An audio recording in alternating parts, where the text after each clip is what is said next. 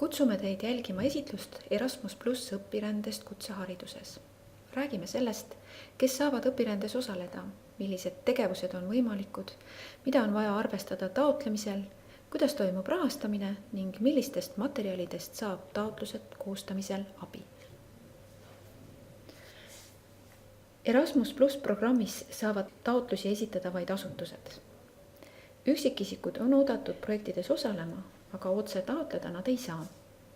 Kutsehariduse õpirände meetmes on oodatud toetust taotlema kõik kutseharidusvaldkonnas tegutsevad ja kutseõpet pakkuvad asutused ja organisatsioonid. Sama aasta taotlusvoorus saab üks asutus esitada individuaalselt ainult ühe kutsehariduse õpirände taotluse. Taotledes õpirände projekti konsortsiumina esitab taotluse kõikide konsortsiumi liikmete nimel koordinaator. Ülejäänud konsortsiumi liikmed kinnitavad oma seotust projektiga taotluse juurde lisatud volikirjadega. Konsortsiumi liikmete arv peab olema vähemalt 3. Konsortsiumina taotlemine on heaks võimaluseks neile, kes lisaks tavapärasele õpirändele soovivad teha koostööd teiste asutustega mingi olulise valdkonna või teema arendamiseks läbi rahvusvahelise õpirände. Kõik taotlevad asutused peavad olema registreeritud Eestis. Minimaalne osalevate partnerite arv õpirände projektis on 2. Kaasatud on vähemalt 1 saatev ja 1 vastuvõttev asutus. Tegevusi planeerides on oluline valida projektile asjakohane pikkus 1 kuni 2 aastani. Esimesed õpirändajad saavad teele asuda juba juunis.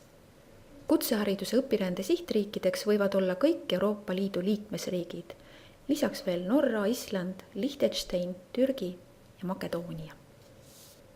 Õpirändeprojekti raames on võimalik saata õpilasi praktikale nii õpingute ajal kui vahetult peale lõpetamist. Samuti on võimalik kutseharidustöötajate õpiränne.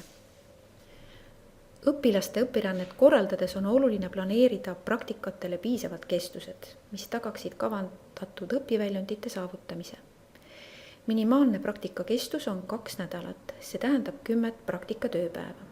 Maksimaalne 12 kuud. Teine oluline aspekt on leida igale õpirändurile võimalikult sobiv praktikakoht. Vähemalt osa välispraktikast peab kindlasti toimuma ettevõttes või muus sobivas organisatsioonis väljaspool koolikeskkonda. Haridustöötajate õpirände minimaalne pikkus on 2 päeva ja maksimaalne 2 kuud, millele vajadusel lisanduvad reisipäevad.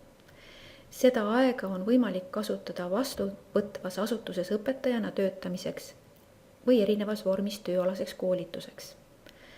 Kutseõpetajate poolt on kõrgelt hinnatud õppimisvormiks tööpraktika ettevõttes, kus on võimalik testida oma teadmisi ja arendada oskusi reaalses töösituatsioonis. Ettevõtete, avaliku või 3. sektori töötajaid on võimalik saata õpetama vastuvõtvasse kooli. Samuti on võimalik kutsuda mõne programmis osaleva riigi ettevõtte spetsialist oma kooli õpetama. Projekti edukus sõltub ennekõike sellest, kui hästi osatakse seostada nii asutuse kui iga õpirändaja arenguvajadusi konkreetsete tegevustega.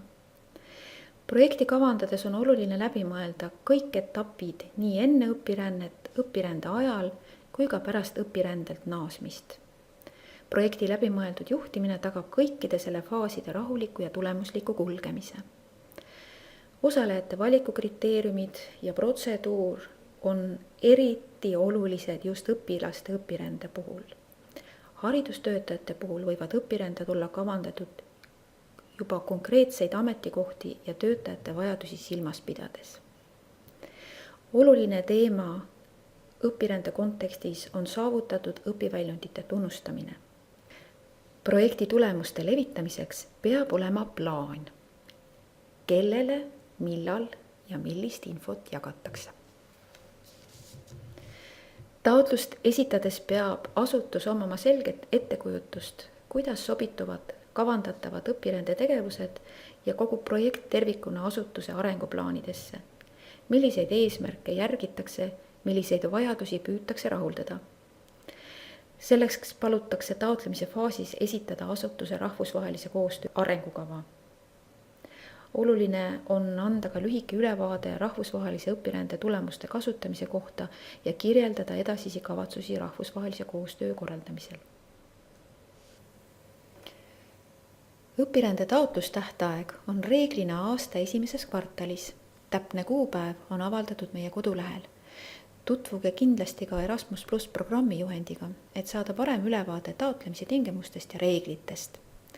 Väärtuslik infoallikas taotlejale on hindamisjuhend eksperdile.